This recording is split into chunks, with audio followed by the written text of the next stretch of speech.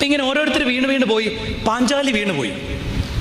അപ്പം പിന്നെ നടക്കാൻ മേല, മരണത്തെ കാത്ത് ഇവളിങ്ങനെ കിടക്കുക. സ്വർഗത്തിലേക്ക് പോകുന്നതിന് മുൻപുള്ള അവസ്ഥയാണ്. അപ്പം ഇവള് ഇങ്ങനെ മരണത്തെ കാത്തിങ്ങനെ കിടക്കുമ്പം എന്തോ ഒന്ന് എഴഞ്ഞെഴഞ്ഞെഴഞ്ഞ് അടുത്തോട്ട് വരുന്ന പോലെ ഇവൾക്ക് തോന്നി.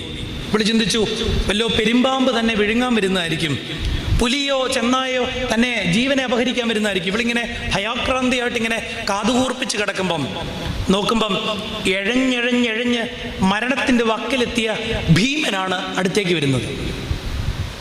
ഭീമൻ അടുത്ത് വന്നിട്ട് ഇവൾ ഒട്ടും തന്നെ 5 പേരിൽ ഏറ്റവും കുറച്ച് താല്പര്യപ്പെട്ട ഒരു ഭർത്താവാണ്. പക്ഷെ ഭീമൻ, മരണത്തിൻ്റെ വക്കിൽ നിൽക്കുന്ന ഭീമൻ എഴഞ്ഞു വന്ന് ഈ പാഞ്ചാലിയോട് ചോദിക്കുന്ന അവസാനത്തെ ഒരു ചോദ്യമുണ്ട്.